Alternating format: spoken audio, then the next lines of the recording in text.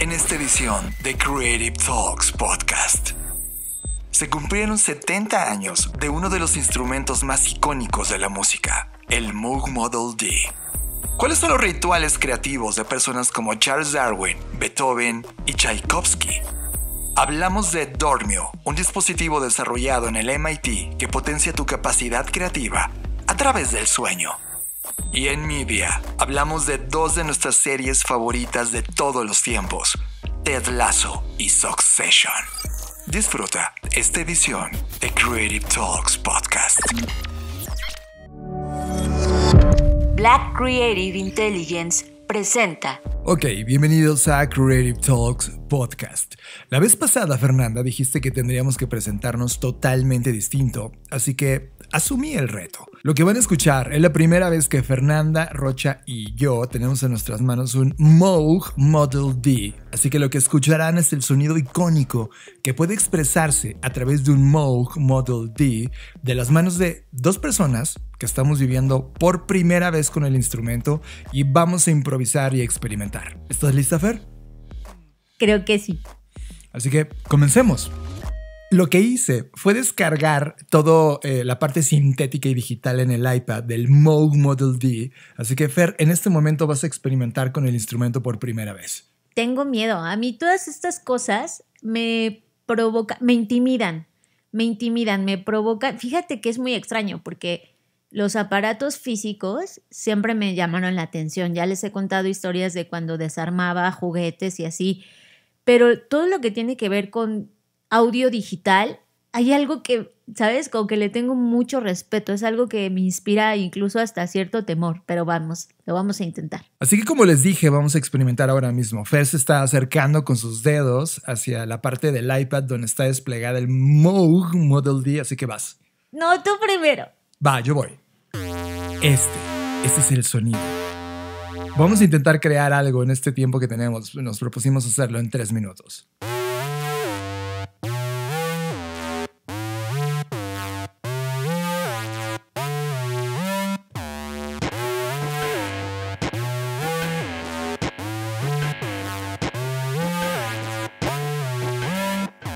Esa fue mi interpretación. No sé qué hacer.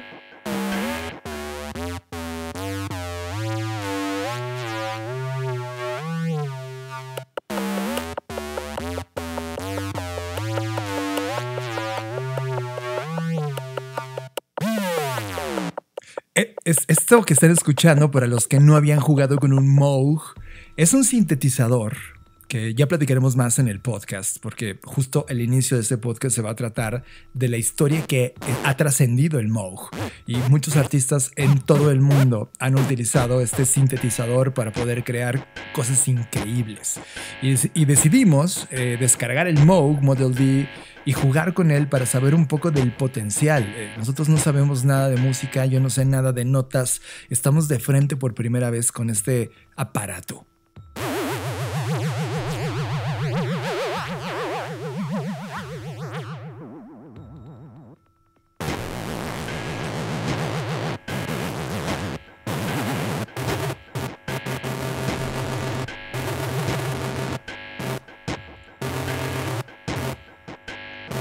Tiene una cantidad de sonidos raros que vas alterando.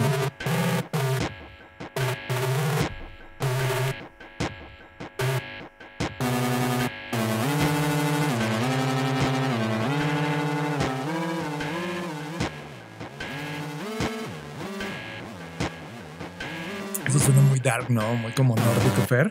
Ahí podrías cantar de I'm alone in the world.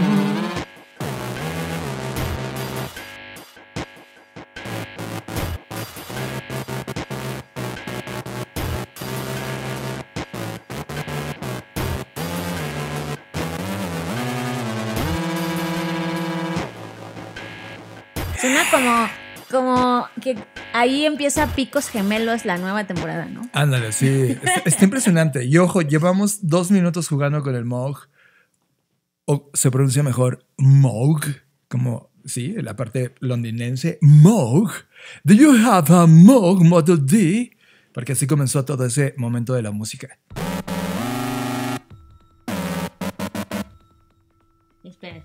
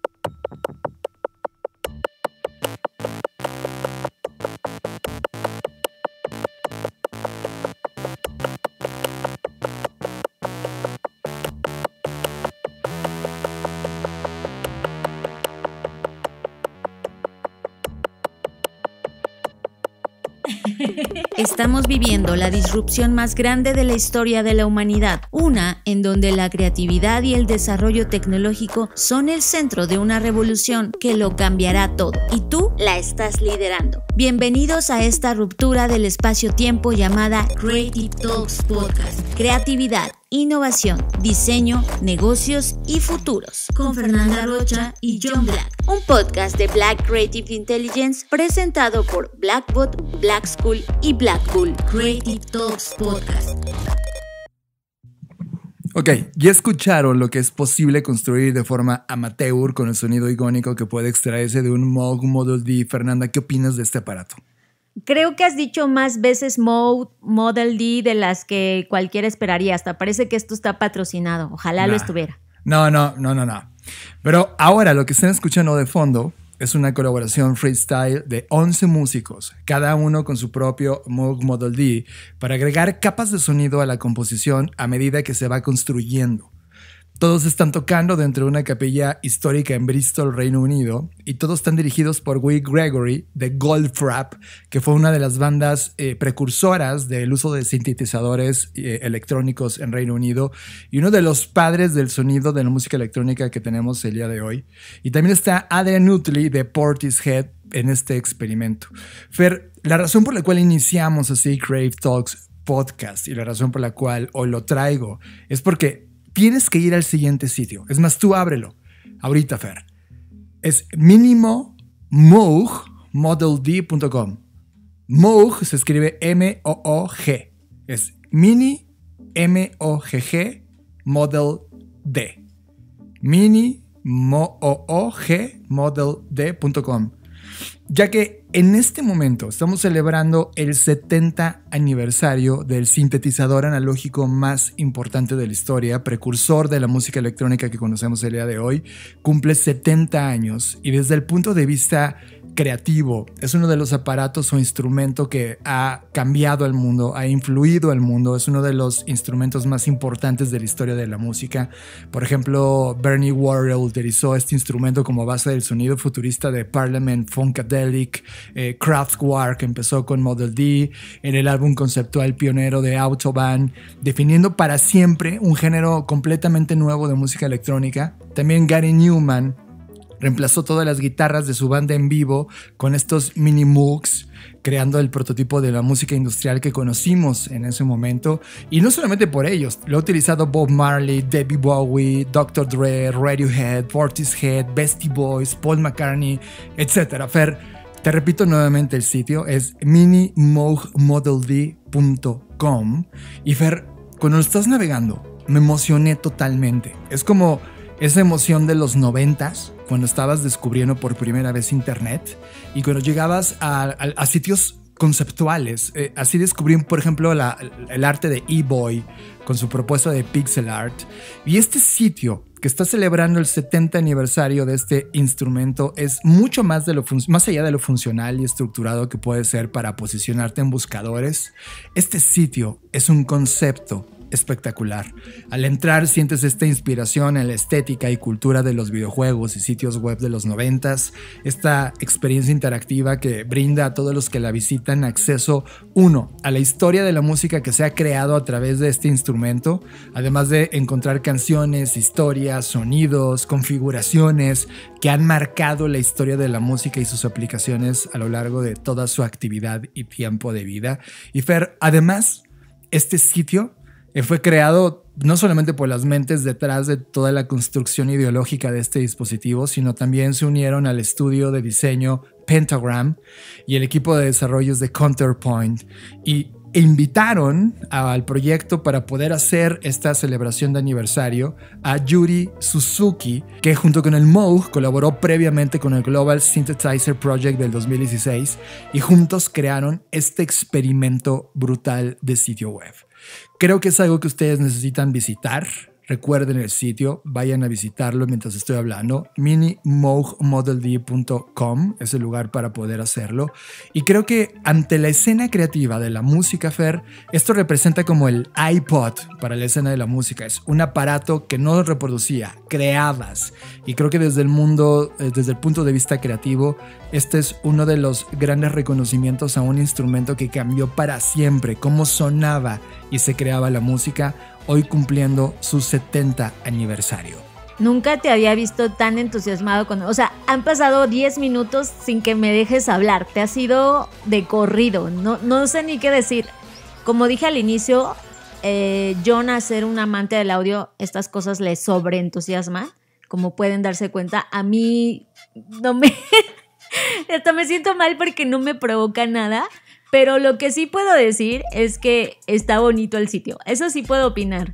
Y hay como un montón de casitas en donde puedes hacer y conocer más al respecto. Por ejemplo, yo me metí a uno donde puedes conectarte con tu cuenta de Spotify y entonces saber qué música que está disponible en Spotify ha usado este sintetizador o no sé cómo llamarlo, este dispositivo.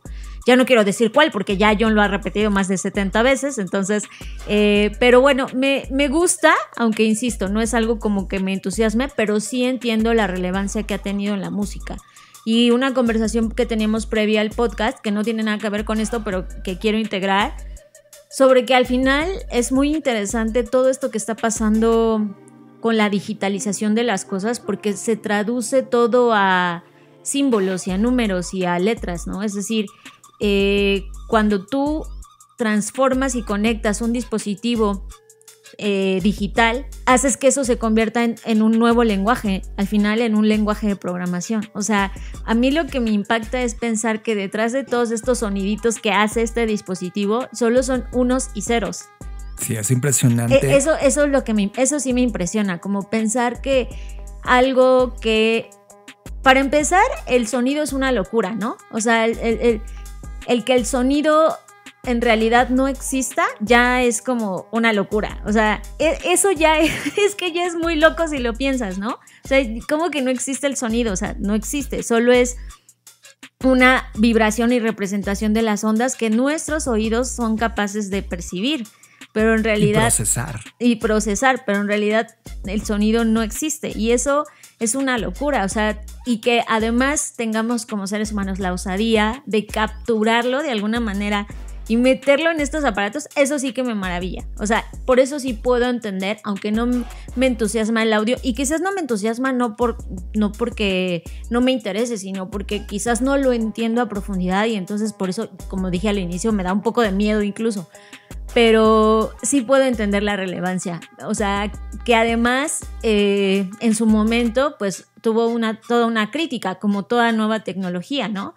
Porque a los que hacían música sin sintetizadores o sin este tipo de dispositivos les ofendía que existiera estos aparatos porque decían que eso no era música. Sí, ¿no? Los amantes, por ejemplo, de una guitarra tradicional decían que tomar este aparato era no hacer música, ¿no? Ahora, creo que ese es un gran ejemplo de que una nueva tecnología, si bien irrumpe o disrumpe, no mata la tecnología vieja. O sea, no es que por estos sintetizadores ya no hubo bandas que tocaban instrumentos reales. O sea, al contrario. Paul McCartney de los Beatles agarró este aparato. O sea, al contrario, o sea, yo creo que lo que hizo fue darle a la música un nuevo nivel.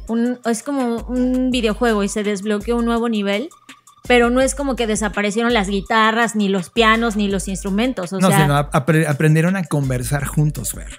Y eso es lo importante. Eso pasa con cada tecnología, ¿no? O sea, yo ya me imagino cuando aparecieron estos diciendo, esto es el siguiente gran paso de la música y ya van adiós a las guitarras, ¿no? Ajá, o adiós a los guitarristas, ¿no? Porque también pudo pasar. O sea, eso es lo que me impacta, como decir, hacemos supuestamente profecías de lo que va a pasar con las cosas o cuando algo llega y en realidad no pasa eso. O sea, al contrario, siento que terminan pasando esos futuros que nadie imaginaba, ¿no? Y creo que este ejercicio que hicieron en colaboración los diferentes artistas, pues es muestra de ello.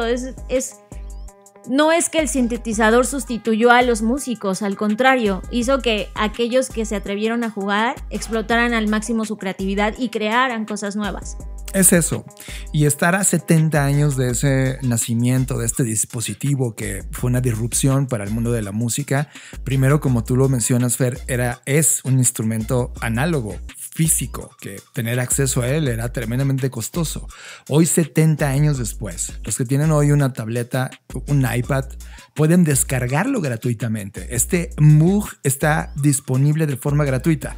Obvio, trae muchas nuevas cosas que tienen un costo, que vas desbloqueando conforme vas jugando con la plataforma, pero si lo pones en perspectiva, sin este tipo de saltos tecnológicos, no hubiera existido la música de Daft Punk o de Prodigy, Chemical Brothers, Jamiroquai, Beastie Boys, etc. O sea, creo que estamos frente al aniversario, el 70 aniversario, de uno de los dispositivos que cambió para siempre la historia de la música, y creo que ahora regresar a través de un sitio web o de un aplicativo en tu dispositivo móvil es brindarle como un tributo y sentir por primera vez qué se sentía, qué representa este tipo de saltos tecnológicos y dispositivos para la historia completa de la música, y eso me parece absolutamente importante, Fer. Tenemos a Yuri Suzuki, que explora cómo será la música de sintetizador del futuro en una conversación con el Barbican Center. My name is Yuri Suzuki. I'm a sound artist and sound designer. I'm always using sound or music as material to express something. In the future, and more people can involve like music and sound activities, because it used to be quite limited. Only people train on the kind of piano and the guitar able to play music or composing music. But now computer or like AI really helping and guiding you to how to composing music. So probably we can kind of find like really unexpected music in the future, and also more diversity that we can find out. So definitely really great potential I can see in the future in the music field. Esto es Creative Talks Podcast con Fernanda Rocha y John Black. Fer, una de las cosas que ocurren cuando tienes arriba de 40 años, o si tú tienes 30, seguro también lo estás pasando, es que cuando te sientas en el sillón y comienzas a ver contenido en la pantalla, comienzas a quedarte dormido. Ay, no, a mí no me pasa todavía, no me incluyan en esa estadística. Bueno, cuando tengas 40 hablamos, Fer, y la verdad es que a mí sí me pasa porque te relajas y usualmente ves contenido al final del día, por lo tanto yo estoy molido, entonces te quedas dormido. Pero una de las cosas que suceden, Fer, es que mientras estás como dormitando, porque no estás en un sueño profundo, empiezas a soñar cosas que estás escuchando de la pantalla y eso se convierte en tu sueño. Científicos del MIT tomaron esta idea y se preguntaron qué pasaría si hubiera un dispositivo que pudiera controlar los sueños. ¿Qué pasaría si pudieras irte a dormir y con este dispositivo, una vez que estás en sueño profundo, te dijera qué soñar?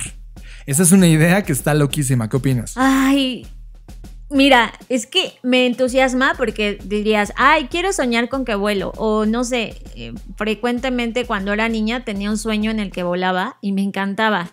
Solo tenía que pegar mis bracitos a mi cuerpo como Astro Boy y entonces elevarme y según yo así volaba.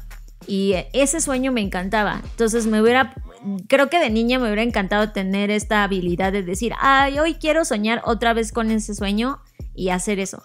Pero por otro lado, hoy de adulto no lo haría. Aunque tuviera el poder, no lo haría, porque creo que al final del día ya esta obsesión que tenemos de controlar todo nos está llevando a un bucle o como a un loop de repetición de las mismas cosas. O sea, siento que si tú pudieras ahorita de adulto ya con conciencia decir, ay, quiero soñar con que, no sé, me gano la lotería o lo que sea que quieras soñar, o soñar con que estoy en Venecia o en Italia o de vacaciones en algún lugar.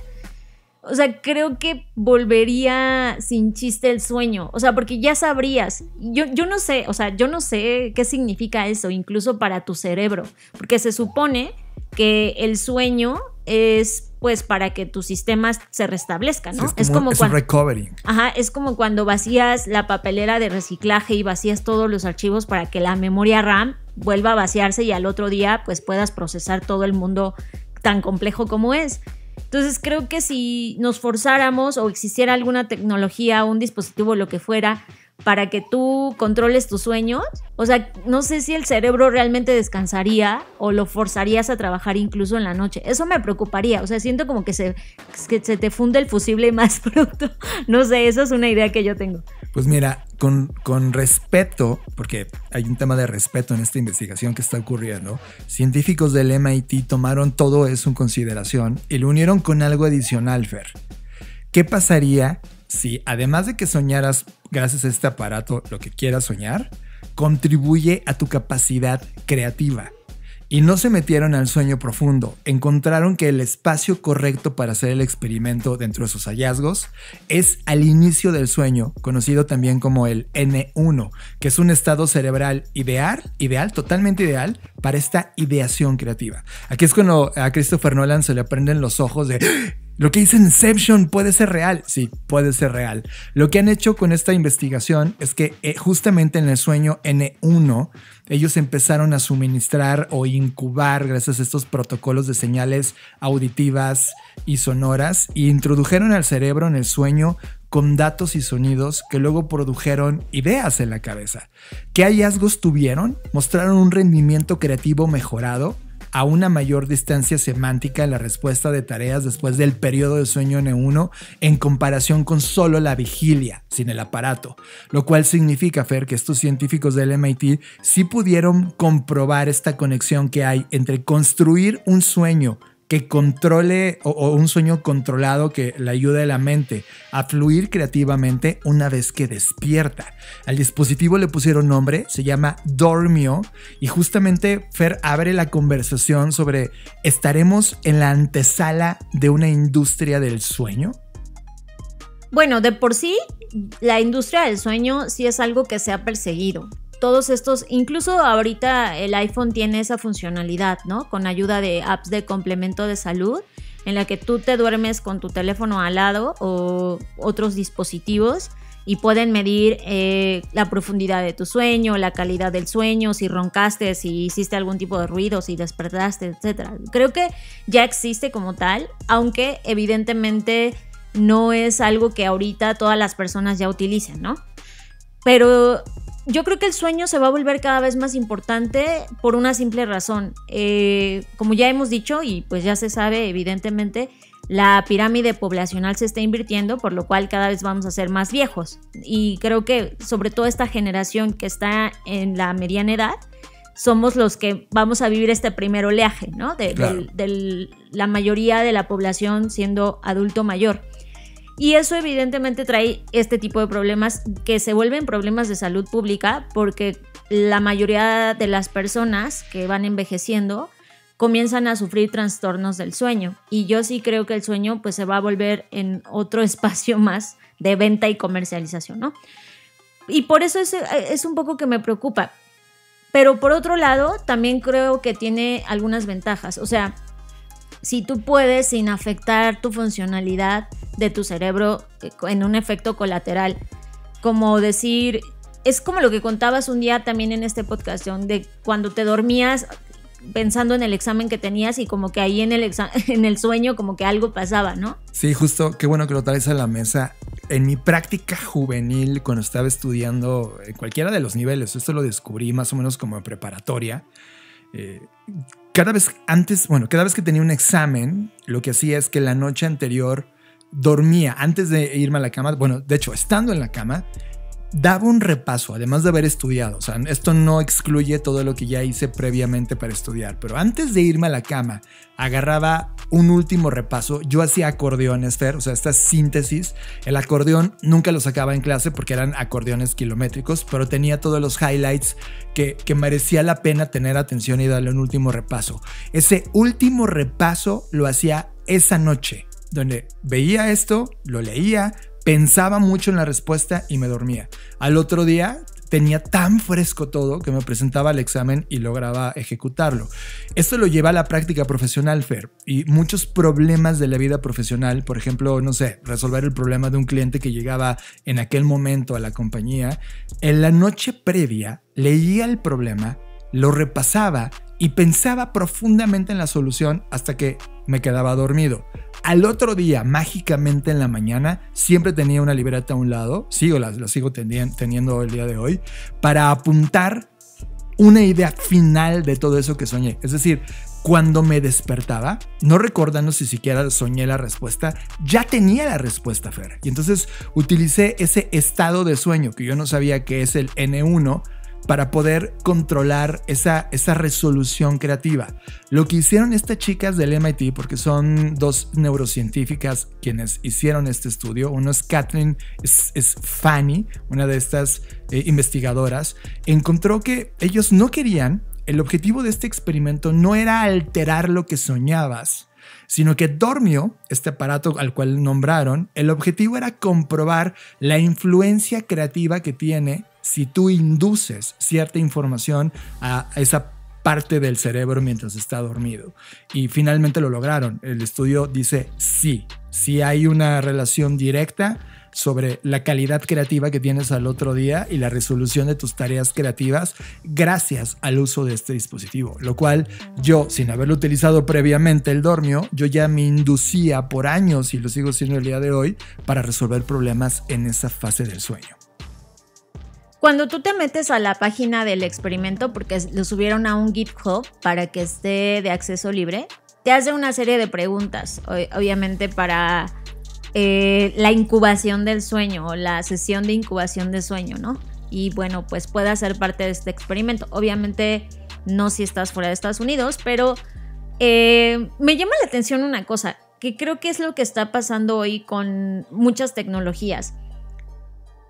Si en el experimento comprobaron que dándole como ciertas instrucciones o contexto al cerebro puede en este estado o en esta fase del sueño procesar o fluir de manera creativa, ¿por qué no? O sea, mi pregunta es, ¿por qué no mejor nos enseñan cómo en lugar de que un dispositivo lo haga por nosotros? O sea, sí entiendo que es más fácil que un dispositivo lo haga por ti, pero creo que eso es lo malo que pasa con los dispositivos, la mayoría de ellos. Como que sustituyen lo que tú ya podrías hacer, porque, o sea, tú antes sin este dispositivo, John, sin saber que existía y sin saber las fases del sueño a nivel como profesional, pues descubriste que podías hacerlo y lo hiciste, ¿no? Y quizás si alguien te hubiera dicho, ¿cómo le haces? Pues a lo mejor tú le dabas unas instrucciones de, mira, yo lo que hago es lo que acabas de explicar, ¿no? Y puede que a esa persona también le funcionara o puede que no sé. Pero pudiste haber transmitido como ese conocimiento sin necesidad de usar un dispositivo. Claro, obviamente, Fer, antes del sueño, yo procrastinaba sobre el problema. Claro. Es decir, buscaba información, buscaba conexión, pero no se me ocurría nada que lo resolviera. O sea, de repente la gente que dice, de 2 a 3 voy a resolver X problema. La verdad es que yo no puedo agendar la parte creativa. Pero esa noche, o sea, muchos pensarán que era muy irresponsable porque al otro día tenía que llegar a la reunión ya con la respuesta e inclusive con la presentación hecha. Yo me dormía esa noche con todo este ruido en la cabeza y la pregunta clara de qué es lo que iba a hacer. Y al otro día en la mañana, a las 4 de la mañana, cuando me despertaba, ya tenía la respuesta. Pero obvio, me tuve que dar cuenta que ese modelo funcionaba para mí. Sí, por eso te digo, o sea, es una habilidad que quizás con práctica alguien podría desarrollar, ¿no? A mí me pasaba, insisto, con este sueño que tenía de niña, si me obsesionaba, o sea, si yo decía, quiero soñar con esto, y como que me dormía así como muy, muy, muy concentrada, sí lo lograba. No todas las veces, pero sí lo lograba. O sea, lo que quiero decir es que sí se puede, porque Sí, al final del día, ¿no? es una programación. ¿Sabes qué pienso? Por ejemplo, esta idea que hay en Matrix de descargarte un software y aprender una habilidad. El otro día estaba pensando que leer un libro o aprenderte un texto es descargarte ese software. Sin duda. Solo que toma más tiempo. O sea, cuando tú instalas un software, pues a lo mejor te toma unos 10 minutos, ¿no? Pero cuando te lo instalas a ti a través de un dispositivo llamado libro, te toma más tiempo, pero al final es el mismo proceso. Sí, es la misma O sea, data. descarga software a tu cerebro, ¿no? Y ya hablaremos profundamente de ese tema, yo creo que en la edición que viene. Bueno, lo que quiero decir es que es lo mismo, solo que al estar tu cerebro en una fase de relajación, que esto también se podría hacer en una meditación, por ejemplo. Claro, ¿no? la meditación Porque es eso. la meditación es justo eso, o sea, enfocado en otros temas, inclusive en el no pensar, pero al final del día es este estado de relajación en donde no estás dormido, pero lo estás lo suficientemente relajado como para hacer un inception en tu cabeza y hacer que piense algo o pase algo, ¿no? Por ejemplo, Fer, yo esta noche soñé, porque me dormí con ese problema. Aquí en Crave Talks estamos haciendo un experimento por grabar una edición secreta de Crave Talks en cassette. El mismo cassette que metes en el Walkman. Y para ello hemos comprado algunos instrumentos analógicos para hacerlo. ¿Sabes qué soñé? Que en la noche iba yo caminando en un tianguis y que de repente esa persona de tianguis tenía cajas de estos cassettes vírgenes y que remataba como 1000 de estos cassettes de cajas por 1000 pesos, o sea, $1 cada cassette. Y me acuerdo que yo corría contigo a decirte, Fer, préstame $1000, porque solamente era en efectivo. Pero cuando llegaba ya no estaba la señora, ya había recogido el tianguis. Ese fue mi sueño. ¿Qué tal? Pero, por ejemplo, es porque yo estoy ahorita, el último problema que pensé en mi cabeza era, híjole, necesitamos ya esos cassettes para poder jugar con ellos. Porque hoy en día el cassette es muy caro, es carísimo, cuesta más de $300. Así que vamos a hacer una recolecta de cassettes. Si usted tiene cassettes en casa... Róbeselos a su mamá. O sea, una recomendación es, ya sé que no tienes cassettes, pero probablemente en la casa de tus padres están cajas y cajas abandonadas de cassettes que ya no escuchan. Por favor, róbatelos y dónalos a Crave Talks. Nosotros podemos reconvertirlos a una edición de Crave Talks, edición especial. Piénsalo. Bueno, pues esto me gustaría, John, conectarlo con el siguiente tema. Que me encanta, porque sucedió que en nuestra BCI, la Black Creative Intelligence, hay un WhatsApp. Y hace, no me acuerdo si una semana o dos, publicaron esto que vamos a platicar el día de hoy. Esto es Creative Talks Podcast con Fernanda Rocha y John Black.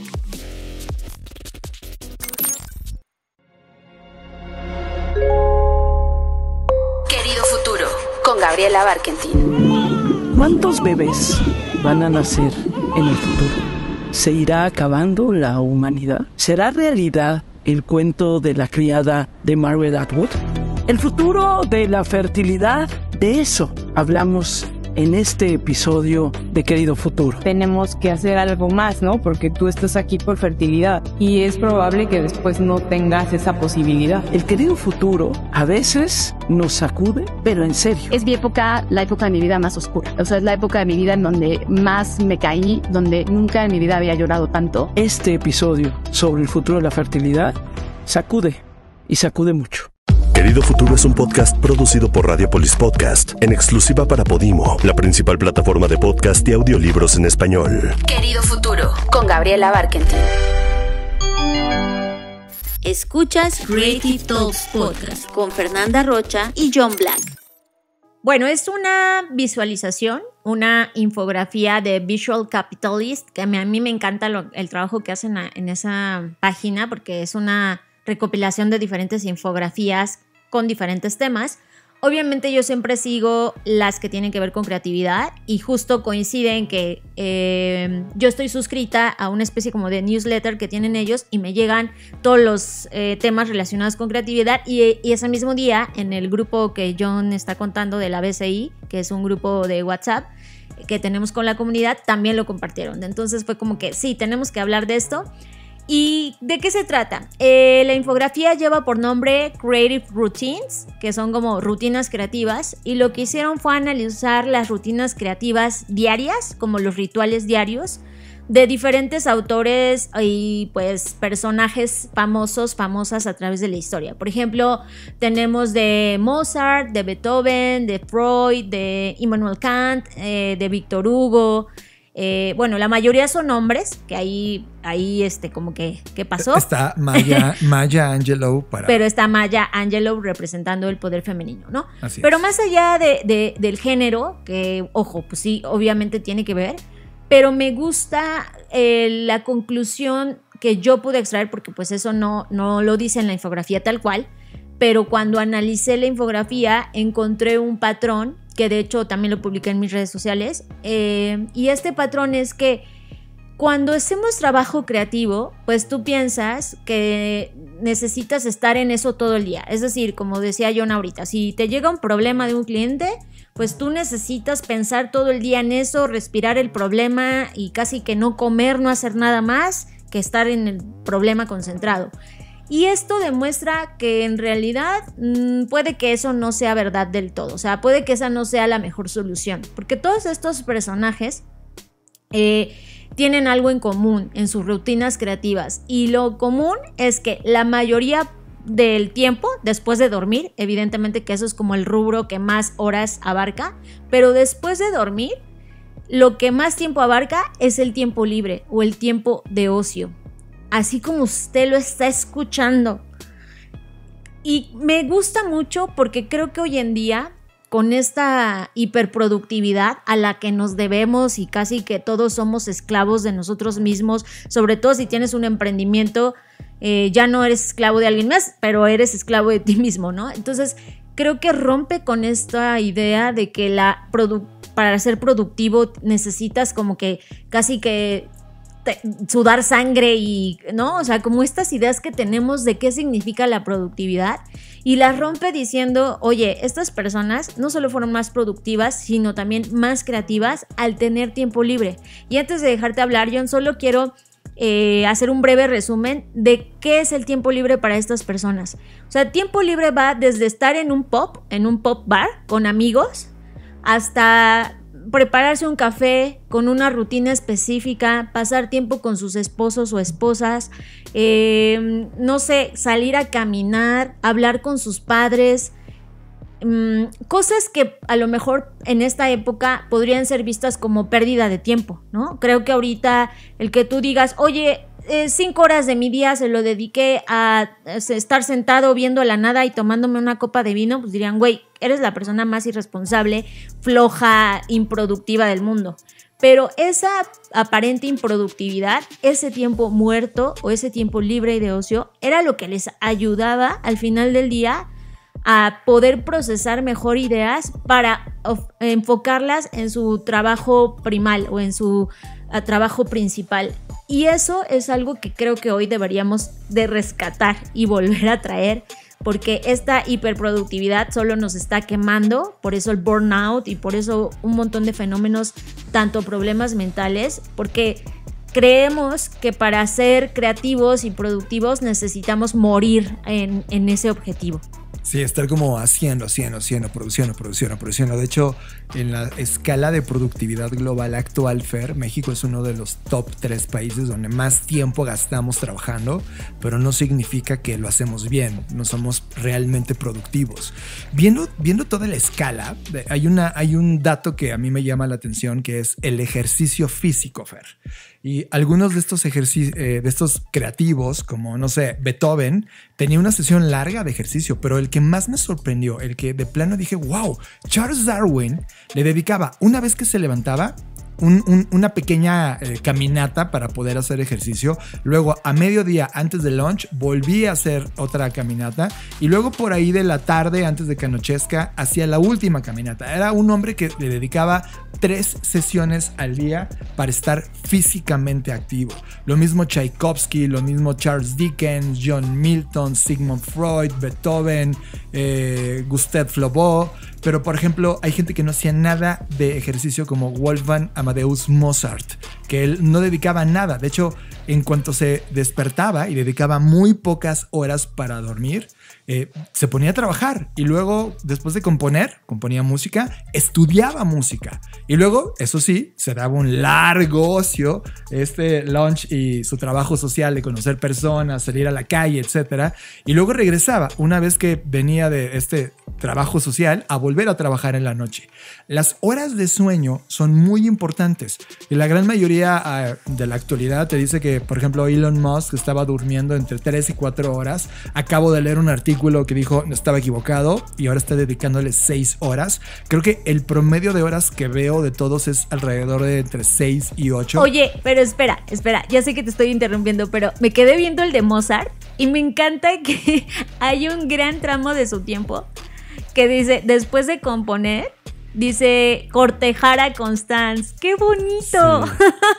Sí. Y ojo, Mozart también salía dentro de su trabajo social y de ocio a ir a otros conciertos. O sea, no solamente estaba encerrado en él, sino que él hacía realmente un trabajo de tendencias y de salir a conocer a músicos, ir a sus conciertos, platicar con ellos, para luego regresar de los conciertos y dar una última sesión de trabajo previa a dormirse. O sea, esa era como la parte de Mozart.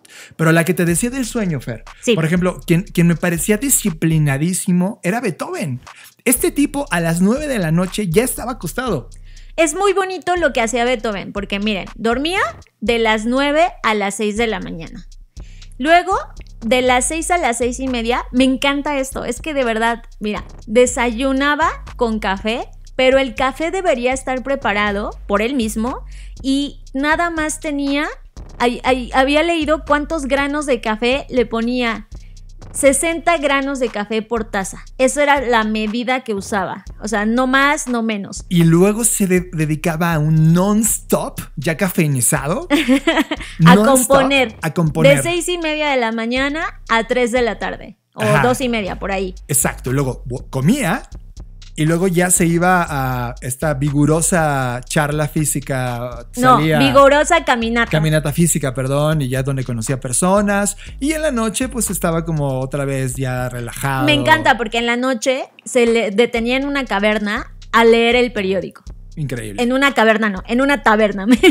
En una taberna, quise decir. Entonces, y luego al final del día, pues ya se tomaba una cerveza, fumaba una pipa y vámonos a la cama a las 9 de la noche y otra vez, ¿no? Obviamente no es que diario hicieran lo mismo. Este es un promedio de sus días que al final sintetizó en estos gráficos. Pero es muy interesante. Por ejemplo, me llama la atención que cada quien tenía rutinas totalmente distintas, pero coincidían en algunas cosas, ¿no? Pero me llama la atención, por ejemplo, que Balzac, él no dormía de noche, o sea, digo, sí dormía una parte de la noche, pero más bien dormía casi solo la madrugada. O sea, él se iba a la cama a las 6 de la tarde, sí, lo cual es bastante inusual. Se despertaba a la 1 de la mañana. Y se despertaba a la 1 de la mañana. ¿Y sabes qué? Yo te he dicho, yo estoy considerando hacer una rutina así, al menos por esta fase de primavera, porque a mí, en lo personal, me afecta mucho el calor. Pero no les quiero decir de que me afecta, de que, ay, me da calor y ya. No, me afecta en el rendimiento creativo. No puedo pensar, me sofoca, me mareo. O sea, sí tengo síntomas y no me extraña porque en mi familia hay varios casos de alergias al calor. Así como usted escuchó, yo sé que suena como que esto no existe, pero sí existe. Y entonces él hacía eso. Y después, ya que se despertaba a la 1 de la mañana, se ponía a escribir durante 6-7 horas sin parar. Y luego tomaba una power nap a media tarde. De hecho, era como a las 9-10 de la mañana, una power nap de 1 hora. Ajá. Para luego levantarse y volver a escribir. Y tomaba, eso sí está muy cañón, tomaba más de 50 tazas de café al día. Eso sí, oiga señor, ¿todo bien? Y hacía un poco de ejercicio. Pero casi nada, ¿eh? Pero media hora de ejercicio. Que con esa cafeína que tomaba. Y luego un baño y recibir visitas. O sea, aquí hay otra cosa que empiezo a notar, que sí, aunque eran personas, la mayoría de ellos solitarias, ¿no? O sea, como que estaban muy en lo suyo, sí hacían un esfuerzo por socializar.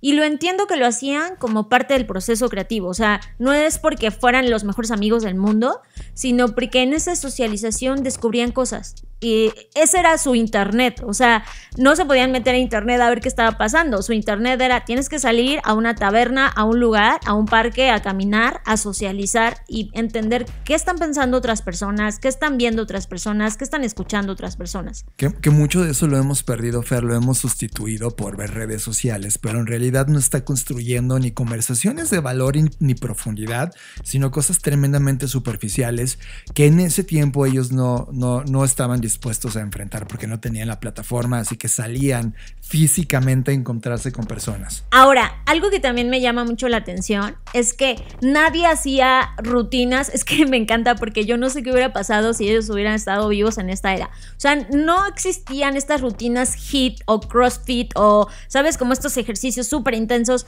Ellos lo que hacían, entiendo que era otro momento y que había otro tipo de alimentación y etcétera. Entiendo el contexto, pero me encanta porque la mayoría eran caminatas pequeñas, algunos caminatas vigorosas, algunos caminatas largas, otros calistenia, que es como, o sea, no eran ejercicios como que tú digas, ay, estas personas corrían maratones, ¿no? O sea, creo que también la parte de ejercitarte hoy en día está... O sea, como que si no te ejercitas hasta te sientes mal, pero no físicamente, sino moralmente, ¿no? Como que hay un shaming si no haces el suficiente ejercicio, ¿no? Y estas personas no tenían eso. O sea, era como que, güey, no necesito correr maratones, salgo, camino 30 minutos, pienso, que también esto lo enlazo a otra visualización gráfica que vi, en donde el cerebro, y ya lo hemos platicado, tiene ciertas conexiones distintas cuando estás caminando que cuando estás sentado. Eso claro, es obviamente. O sea, Steve Jobs, muchas de sus reuniones no las hacía sentado con su equipo, sino salían a caminar. Ajá. Y mientras caminaban, platicaban entre ellos y tomaban anotaciones. Exacto. Esta caminada vigorosa creativa era parte del día a día. Ahora también entiende el contexto, Fer. O sea, Sigmund Freud justamente salía a caminar a las calles de Viena. O sea, sí. Disfrutas eso. O Charles Dickens en Londres, ¿no? Entonces te das cuenta que también los contextos creativos de donde estás parado ayudan mucho a esta conexión y a esta actividad física que claro te llama a la calle. Es como cuando tú y yo caminamos por las calles de Europa o caminamos por las calles de Latinoamérica. Son dos contextos distintos que te ayudan a conectar de forma distinta. Claro, ellos ocuparon su momento disponible de inspiración y caminar era parte de su actividad física, pero al mismo tiempo estaban conectando y atentos a las señales que veían en la calle. Ahora, me encanta que, por ejemplo, por eso me hubiese gustado ver más mujeres, porque aquí la cosa cambia. Con Maya Angelou también tenía buenas horas de sueño, o sea, suficientes, entre 8 y 9 horas de sueño. Se despertaba, tomaba café, luego se trasladaba al trabajo, siempre en hoteles o moteles, o sea, y eso es, ¿sabes qué? Es cambiar el contexto, o sea, digo, muchas de estas personas tenían estudios, pero por ejemplo en este caso Maya prefería irse a trabajar a un cuarto de hotel, lo cual no se me hace nada descabellado, es algo que de pronto deberíamos hacer y lo hacemos cuando viajamos. Y después ya estaba releer su trabajo, o sea, ella releía el trabajo que hacía, o sea, dedicaba tiempo a escribir y luego dedicaba tiempo a releer lo que escribía.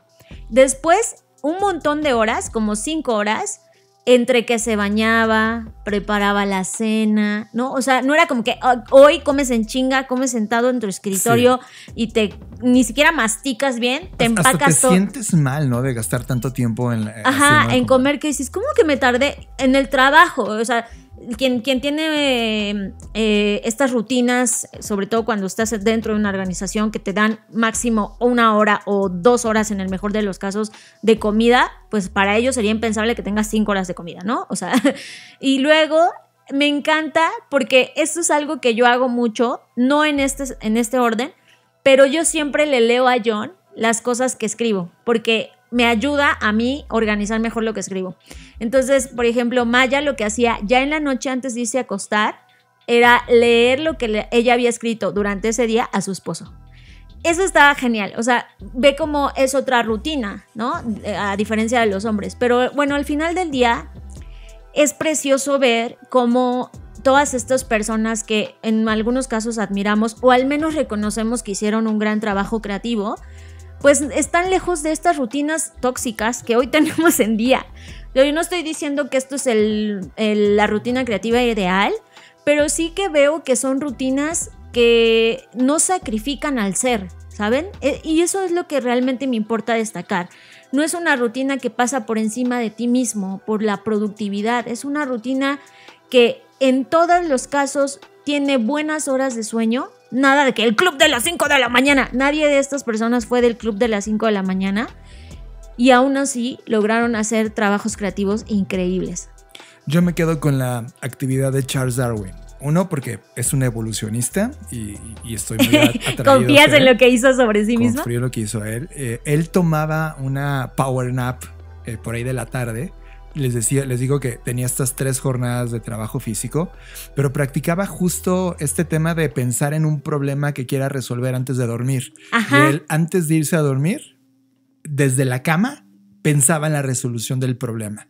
Previamente a esa resolución del problema había leído algo ligero, me río entre paréntesis, porque era trabajo científico. Y es como, voy a leer algo ligero.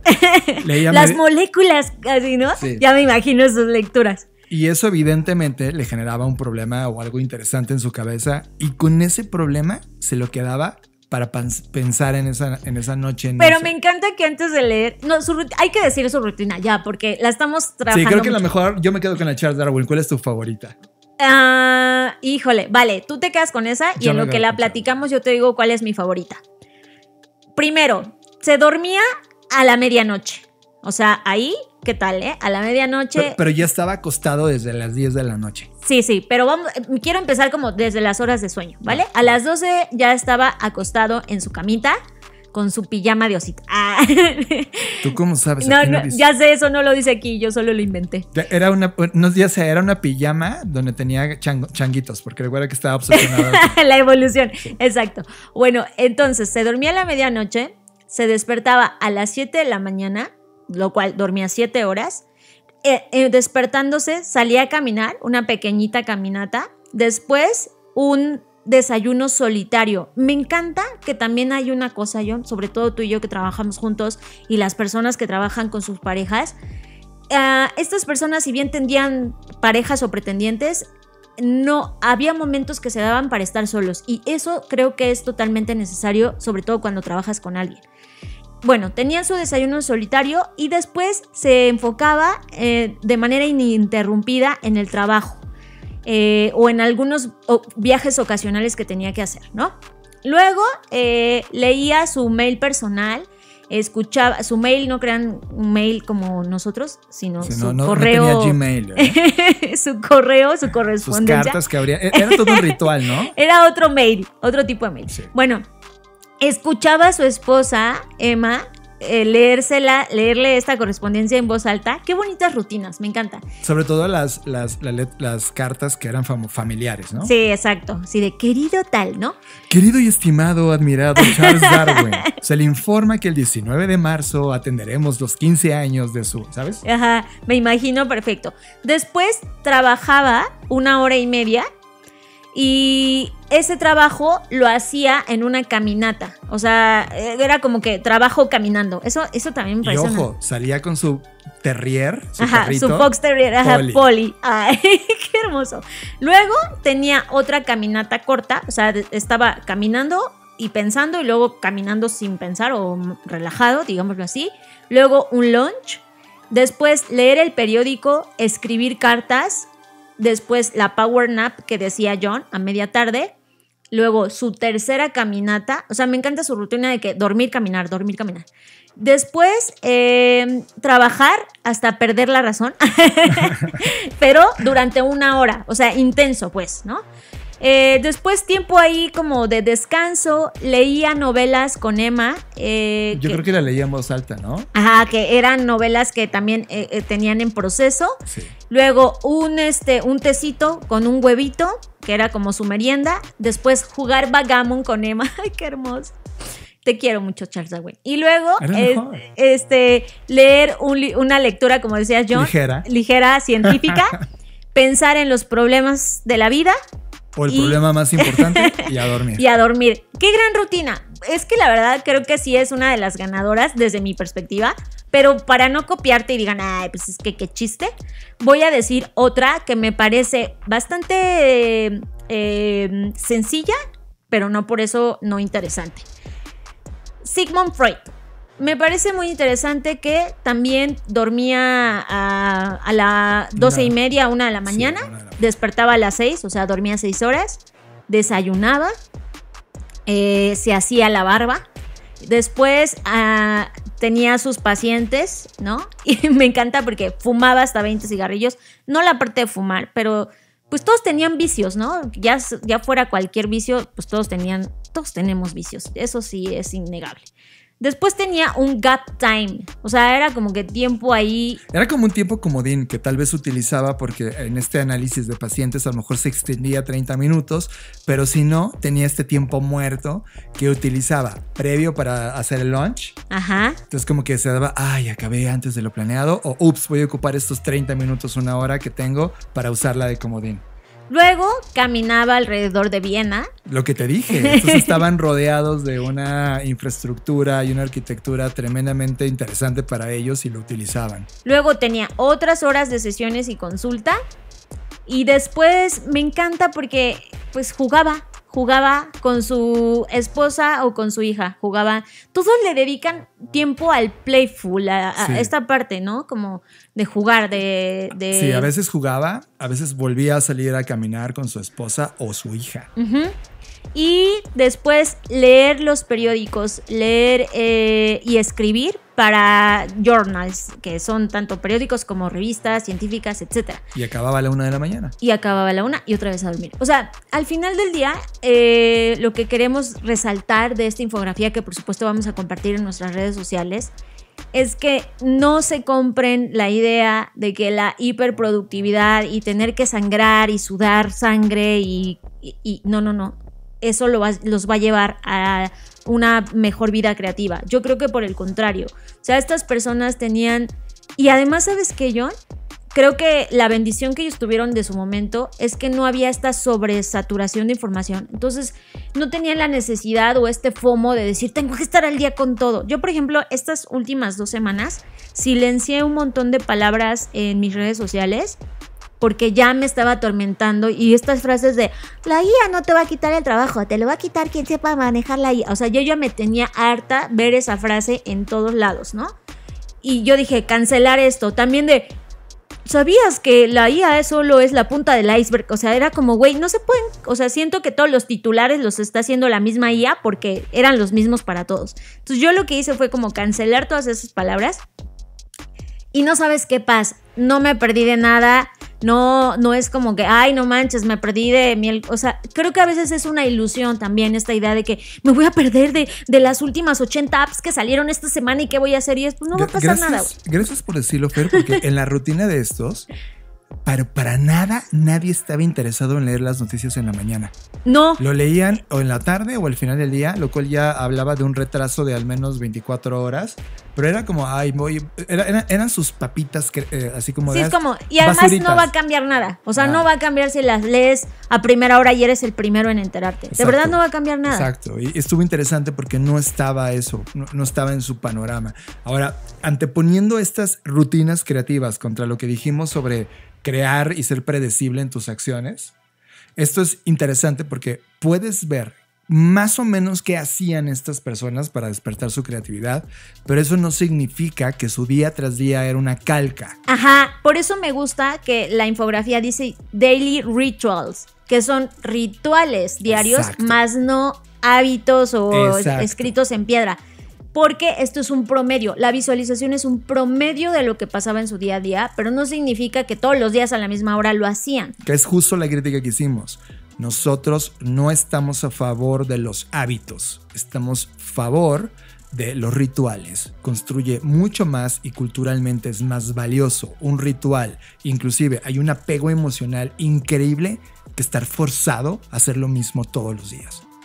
Sí, totalmente. Creo que al final cada quien va a tomar su decisión y va a decir, mira, Fer, yo no me puedo dar el lujo de darme 5 horas de comida. Entendemos que también cada contexto es diferente y que estas personas estaban en otras economías, en otros tiempos, lo entendemos perfecto, pero lo único que queremos traer a la mesa es que esas horas que usas, porque además las usas en otra cosa, o sea, no es... el otro día me acuerdo mucho del último viaje que hicimos a Madrid, alguien allá mencionó, siempre hay tiempo para lo que uno quiere, porque John le comentaba a esta persona, perdona, es que no te queremos quitar tu tiempo, y esa persona nos contestó, siempre hay tiempo para lo que uno quiere, y eso se me quedó marcado, porque dije, es totalmente cierto, o sea, no es que no haya tiempo, es que realmente no quieres hacerlo, y no te haces el espacio, porque cuando quieres, haces todo lo posible por tener ese tiempo. Creo que hoy la reflexión que a mí me da, esto es uno, como que me sentí de cierto modo validada, porque estas ideas que traigo desde hace como 2 o 3 años, desde que leímos Effortless, sobre esta idea de la hiperproductividad no te lleva a nada bueno y que además eso trae consigo un montón de problemas, no solo emocionales, sino también físicos. Y que no necesitas comprarte esta idea y que el ocio y el tiempo libre no es lo que nos han hecho creer, no es para gente huevona, no es para gente sin qué hacer. El ocio es gran parte y parte muy importante del proceso creativo, porque es cuando estás en esos momentos de ocio en los que permites que tu cerebro haga otras conexiones que de manera forzada quizás no puede hacer. Y eso me parece súper valioso, o sea, sobre todo, insisto, en este tiempo, en esta era. Por eso yo me daba un poco de risa, como decir, estas personas en este tiempo quizás no hubieran logrado lo que lograron, porque ahora se les exigiría como de, ¿cómo, Charles Dickens? ¿Cómo que te pasas 5 horas al día con tus amigos y familia, ¿no? Ponte a trabajar en esas horas, ¿no? Entonces creo que qué bueno que tuvieron su momento, pero también nos dejan estas lecciones, no sacrifiques ni antepongas tu vida y quién eres y lo que quieres realmente hacer o no hacer por la falsa idea de la productividad, que la verdad es que, o sea, solo tú te observas, nadie te va a premiar por ello, ni va a decir, ay, qué bueno que trabajas 80 horas al día, nadie te lo va a agradecer.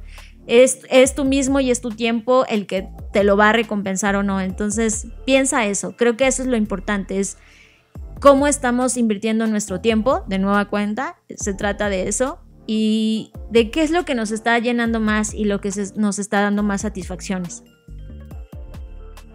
Escuchas Creative Talks Podcast con Fernanda Rocha y John Black. Media. Todos los contenidos que estamos consumiendo, series, videos, podcasts, música, películas, documentales. Media en Creative Talks Podcast. Y esto, John, lo conecto directamente con algo que si ustedes ya llevan tiempo escuchando este podcast y si no, pues ahora se enteran. En esta ambivalencia que hay entre John y yo, no solo al dirigir este podcast, sino al cómo nos comportamos en la vida fuera de este podcast. Yo soy una persona que a lo mejor soy en muchos sentidos más ingenua que John, pero no por ignorancia o por desconocimiento, sino de manera consciente. O sea, hay cosas que yo conscientemente decido creer, aunque pareciera que no tendría que creer en ellas. Y eso quizás me da algunos herramientas para surfear o navegar de manera diferente el caos y las tensiones del mundo, ¿no? O sea, es decir, eso me da quizás una capa, no sé si llamarlo armadura, pero sí que un protector para no dejarme consumir por los problemas que me entero que están pasando o que podrían ocurrir. Porque mucha gente nos pregunta, ¿pero cómo le hacen para poder saber tantas cosas y no deprimirse, ¿no? Y sí, la verdad, lo digo honestamente, a veces es complicado porque te enteras la situación que está ocurriendo a nivel global, las afectaciones que está habiendo a nivel global y el hecho de que sientas que nadie hace nada al respecto, pues obviamente te consume tu sentir, tu expectativa y un montón de cosas de tu humanidad. Por eso es que yo siempre opto o voto por ser lo más positiva, pero desde el punto de vista pragmático. O sea, no es como que diga, ay, sí, todo es color de rosa y me salen corazones de mis ojos. No, intento no caer en ese optimismo absurdo, pero sí que desde el pragmatismo pensar que siempre hemos resuelto un montón de cosas y que entonces esta no tendría que ser la excepción. Y a eso yo le llamo, o quizás lo aprendí a lo largo de mi vida, como luchar desde el kindness, ¿no? Desde la amabilidad, no luchar con violencia, porque al final del día eso genera más violencia y no te lleva a ningún lado. Y yo siempre he tratado como de luchar desde la parte bondadosa, no porque yo me refiero a mí misma como, ay, soy la más buena persona, no, pero sí como de, pues de nada me va a servir que me enoje, me frustre, mejor me pongo a hacer otras cosas desde el punto de vista positivo para ir surfeando estas cosas. Y les cuento todo esto porque esa es la razón por la que me he identificado un montón con la serie Ted Lasso.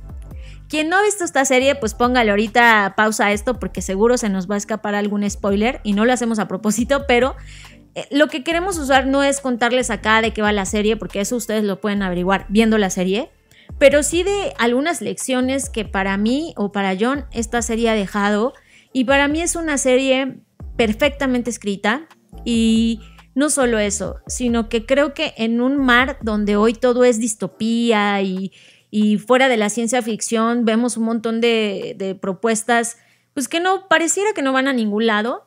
Creo que este es un oasis en medio de este desierto en el que, aunque hay muchos contenidos, hay muy pocos contenidos que realmente se preocupan, no voy a decir que por dejar moralejas, pero sí por transmitir alguna idea o valores que hoy más que nunca necesitamos. Y Ted Lasso es esa serie. Ted Lasso es una serie que para mí, si a mí me preguntaran, es una serie que habla de liderazgo y que habla de la administración, no de las personas, sino de la administración emocional que necesitamos tener para poder surfear este mundo lleno de complejidades y complicaciones y sobre todo lleno de maldad.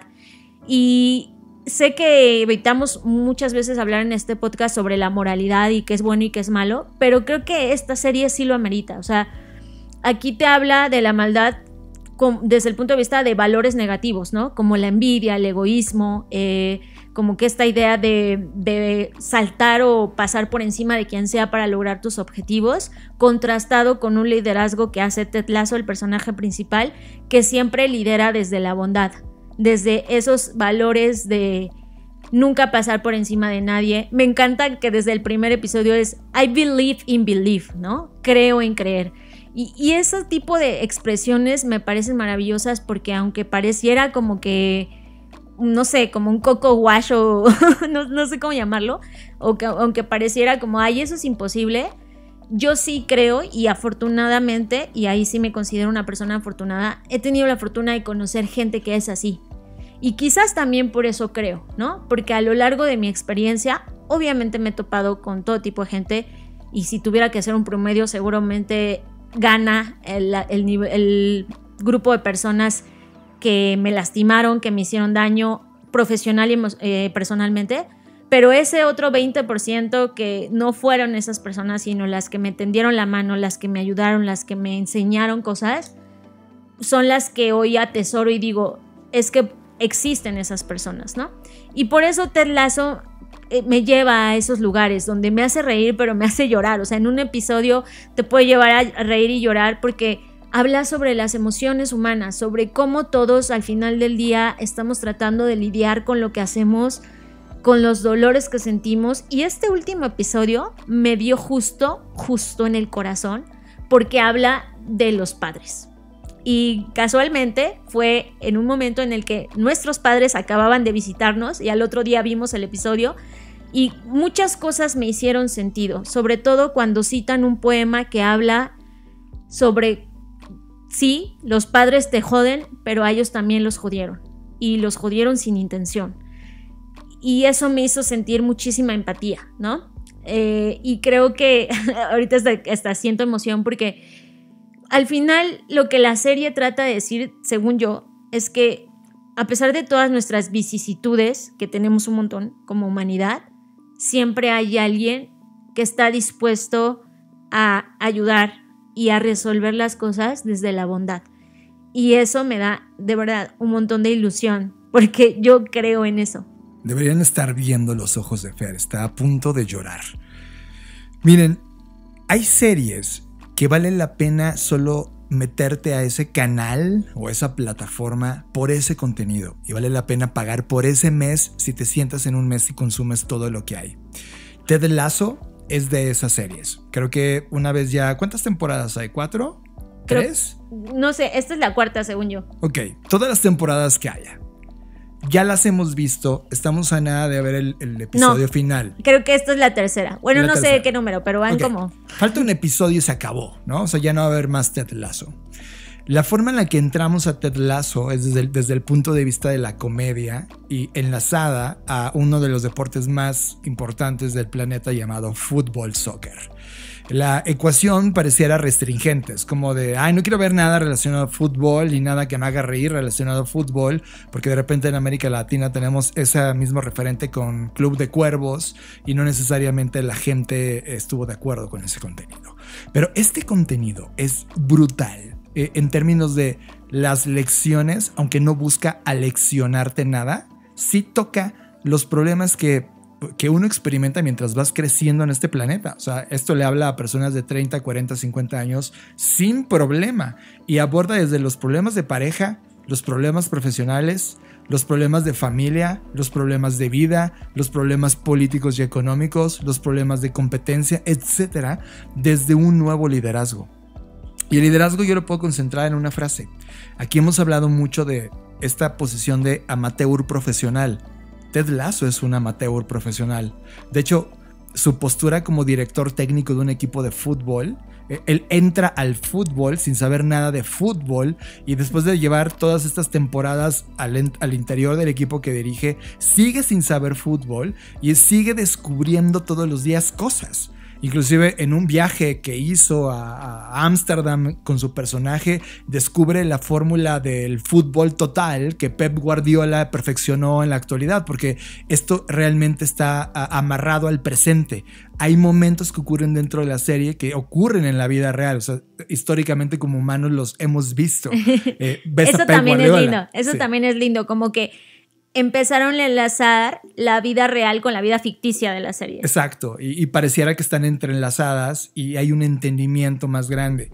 Creo que al final del día esta postura de Ted Lasso de ser nuevo en todo y no ser un profesional en nada, excepto en encontrar lo que hablamos en el segmento anterior, Fer, sobre cómo es tu creatividad, cuál es tu estilo creativo, cuáles son los hábitos y del por qué haces esto. Lo que Ted todo el tiempo está liderando es a través de esa búsqueda de por qué haces esto y emocionar a través de eso y encontrar esa armonía que luego se rompe y entra en un caos y luego vuelve otra vez a una estabilidad y luego vuelven a experimentar algo que provoca caos.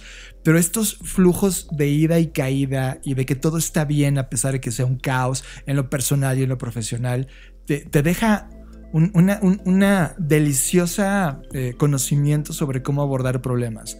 Yo a nivel personal soy un conflicto total. Yo soy energético, yo me enojo, mi estómago explota, mi cuerpo entra en fuego, hago toda una explosión nuclear respecto a un tema que igual no lo era, pero así soy yo. Ted Lasso es lo opuesto. Ted Lasso es alguien que observa el problema, le sonríe, le cierra el ojo y no como un reto de chinga tu madre, sino como un te estoy entendiendo. Y a partir de ese entendimiento logra conectar otra cosa. Es alguien que no evita el problema, sí lo enfrenta, pero desde una postura totalmente distinta a lo que yo conozco del mundo real.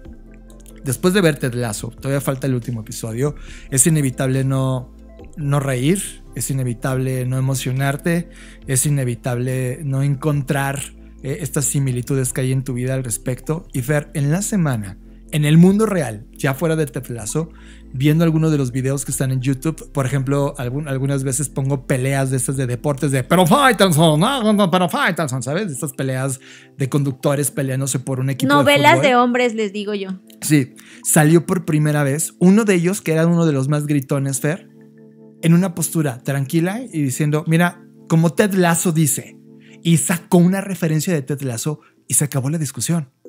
De repente te das cuenta que sí, ciertamente lo que hemos dicho, el storytelling, cuando es así de poderoso, cambia culturalmente a la sociedad.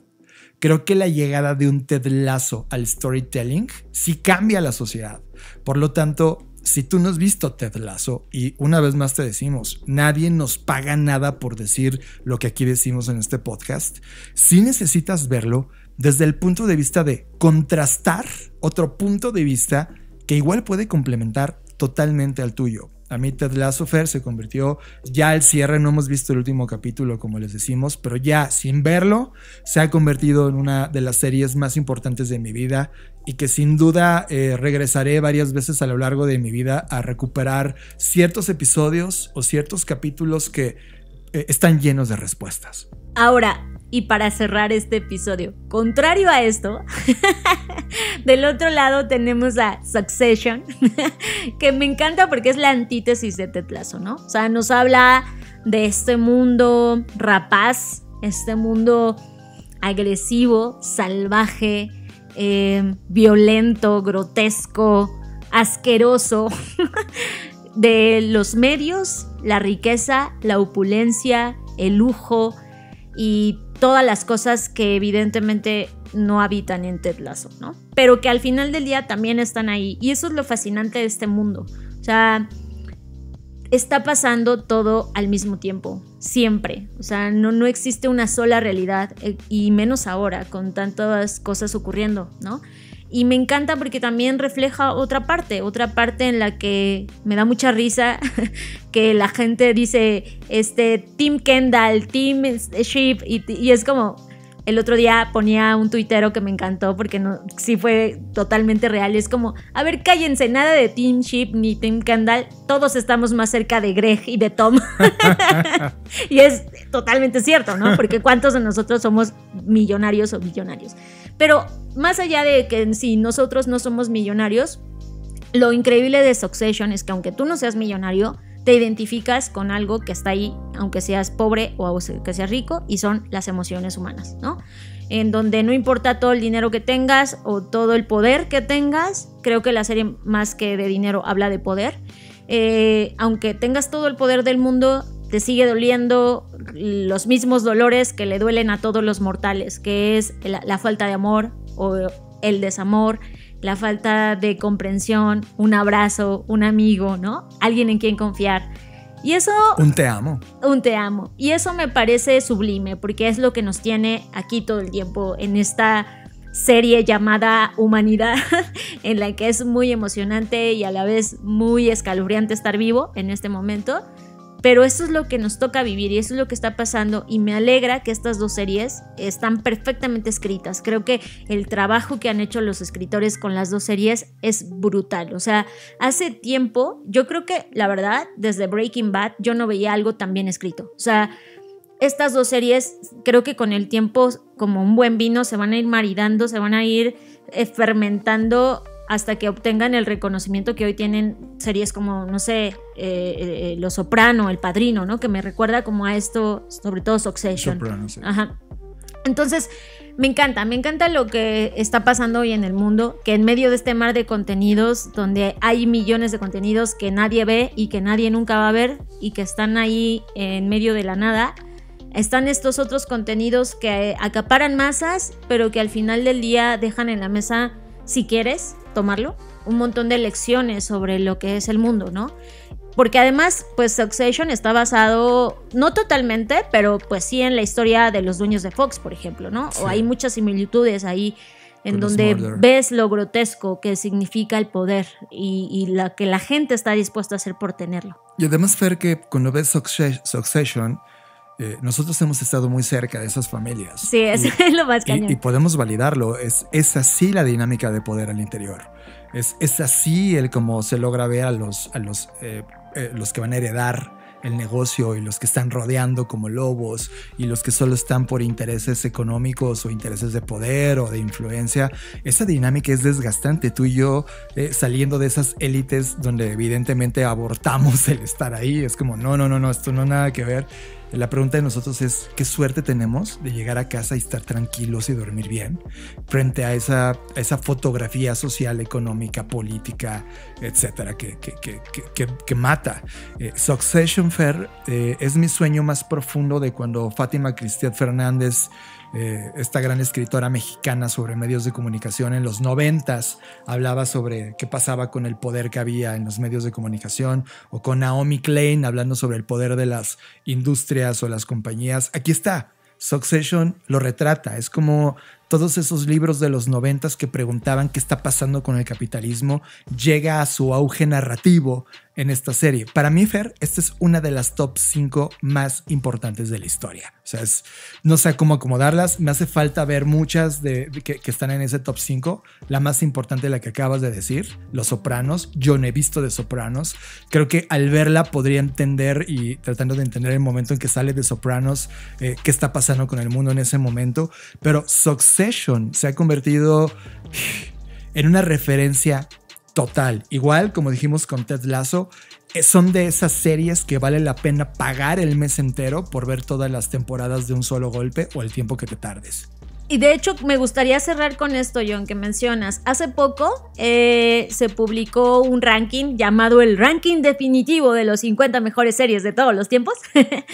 Que me encantó cómo lo hicieron porque se basó en el promedio de los 10 mejores sitios especializados en cine. O sea, no solo tomó una perspectiva. Ya. Y eso estuvo bueno. Y ahí te ponen cuáles son los sitios, ¿no? Desde Rotten Tomatoes, IMDb, por supuesto, y otros 8, porque fueron 10 en total, medios que se dedican a esto. Ya. Y en primer lugar está Breaking Bad.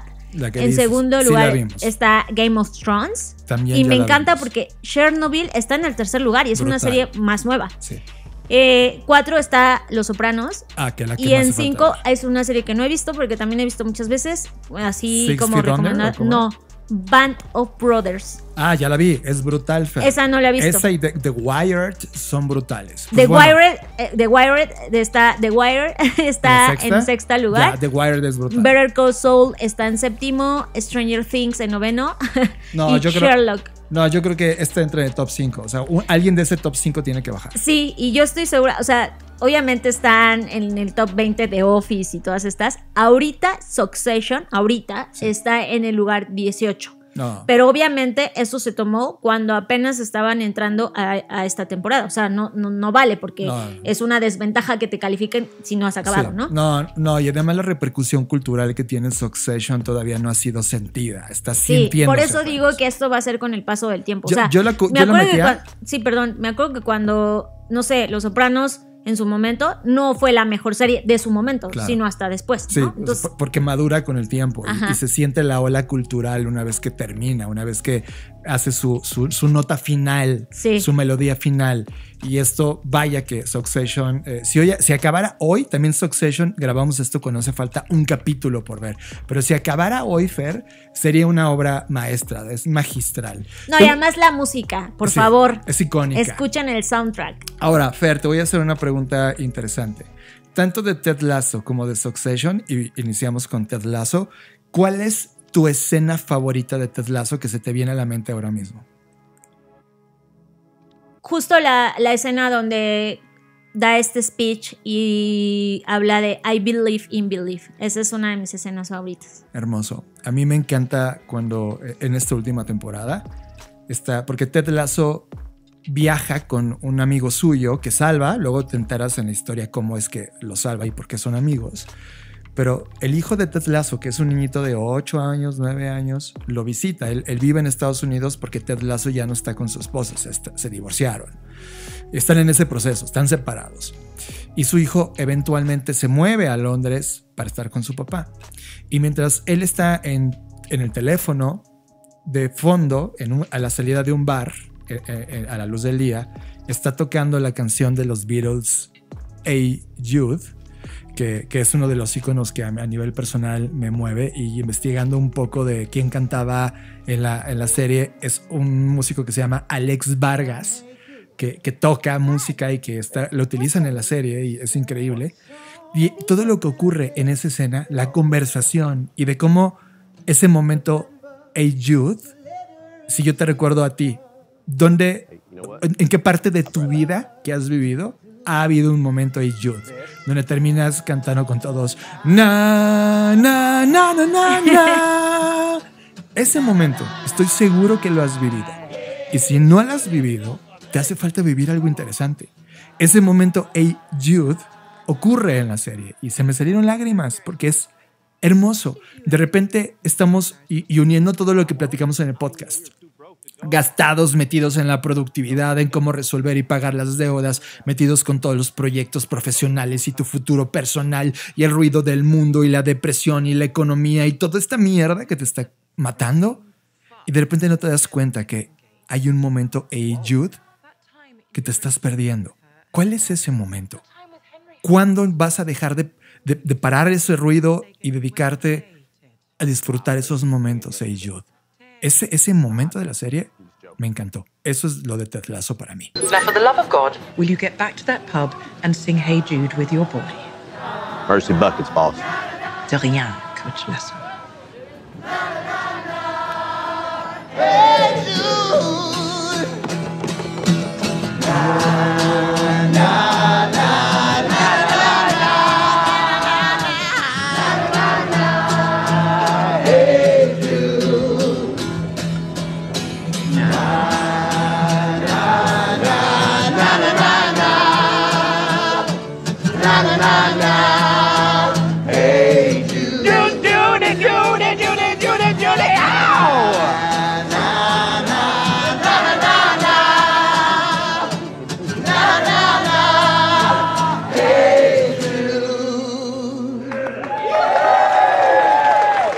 Y ahora, la pregunta para ti sobre cuál es tu momento de Succession. Híjole, es muy difícil, pero creo que ahorita, en la última temporada, las viudas de Logan. Uf, qué escena. Me parece brutal. O sea, es como un aquelarre, ¿sabes? Es como, no sé, representa para mí muchas cosas. Quizás porque soy mujer, pero me encantó. Deben de saber los que no han visto la serie, Logan es un hijo de puta, es el que va a dar la sucesión, es el que está en el poder actual, el que fundó la compañía, y toda la historia va de cómo él va a dejar el poder y la historia de quién se va a levantar. Pero en el camino este hombre ha dejado un haz de destrucción brutal, entre ellos relaciones humanas, donde todas las ex esposas o ex mujeres que ha tenido este hombre, pues hay un punto en la historia donde todas se unen en una escena en particular, y ese momento, como tú dices, Fer, es casi aquelárrico. Sí, me encantó. A mí el momento también de esa última temporada es uno donde se reúnen en un bar, pareciera como un antro nocturno, pero hay un privado. Sí, un antro bien feo, ajá. Hay un privado y están los 4 hijos. Llega él con una de sus mujeres, la más nueva, y dice la siguiente frase: yo no me disculpo, pero si esto les es valioso a ustedes, entonces lo siento. Eso desata una conversación entre los hijos de sí, ahora te vas a disculpar de todos los días que no estuviste. Todo se desata. Y entonces, después de escuchar toda esa mierda de un hombre que nunca se disculpa, los voltea y desata la frase más destructiva, hiriente y dolorosa de toda la serie. Y ojo, este hombre o sea, alguien debería salir con todo de cuentas, dice, oh, fuck off, ¿no? De hecho, hay un meme, o sea, de hecho, en la última alfombra que hubo de lanzamiento de esta temporada, hicieron como una secuencia donde todos dijeron la frase que más se repitió en la serie y fue fuck off. Fuck off, fuck you, fucking shit. Todas esas palabras que todo el tiempo está haciendo en todo tipo de contextos. Este hombre no tiene el más mínimo cuidado. Lo dice enfrente de una mujer, que de una reunión con el presidente o de una charla de amor con sus hijos. Termina mandándolos al carajo, ¿no? Fuck off. Pues no, aquí en esta frase no hay una grosería, solo una frase. No son gente seria. Los amo, pero no son gente seria. I love you, but you are not serious people. Uf, es brutal. Qué locura, qué locura. Larga vida a las historias. Eso es lo que nos hace seguir aquí. Las historias que nos contamos. Y con esto llegamos al final de Creative Talks Podcast. Fernanda, nos espera un viaje más a Colombia. Un viaje express. Un viaje express, solo de pisar y regresar. Vamos a estar en la ciudad de Cali dando una última sesión en un proyecto que tenemos, y yo voy a estar dando una conferencia sobre innovación y medio ambiente, que la gente está interesada en eso, así que vamos para allá. Y luego de ahí nos movemos al IAB Conecta en la Ciudad de México nuevamente a dar un keynote, lo cual agradecemos a todo el equipo de IAB y a las personas que nos permitieron ocupar el escenario principal para hablar justamente del tema que hemos dado la vuelta alrededor del mundo platicando de creatividad artificial, Fer. Eso es lo que va a pasar. Y me quiero despedir del podcast porque así como iniciamos de manera diferente, me gustaría cerrar de manera diferente. Últimamente, como ya había compartido, estoy leyendo ciencia ficción, filosofía y poesía. De eso se está tratando mi vida en este momento. Y entre las poesías que he estado leyendo, me topé con una poeta que yo no conocía, que además de ser poeta, evidentemente es escritora, editora, traductora, guionista, como lo son la mayoría de las personas que escriben. Wow, de verdad, me encanta, porque siempre escribir te hace desarrollar un montón de habilidades más. Ojalá algún día pueda ser como una prolífera persona escribiendo, pero en el camino, como soy un trabajo en proceso, estoy aprendiendo de las mejores, y me topé con Laura Whitner, como les acabo de mencionar. Y me encanta porque este pequeño poema que se llama Epigrama creo que encierra muy bien lo que vimos hoy, y por eso lo quiero leer tal cual. Son 7 párrafos que voy a decir a continuación. Dijiste algo y entendí mal. Los dos reímos. Yo de lo que entendí, vos de que yo festejara semejante cosa que habías dicho. Como en la infancia, fuimos felices por error. Pues ahora sí, ahí está. Nos vemos en el futuro. Escuchaste Creative Talks Podcast con Fernanda Rocha y John Black, un podcast de Black Creative Intelligence, presentado por Blackbot, Black School y Black Bull. Nos vemos en el futuro. Black Creative Intelligence presentó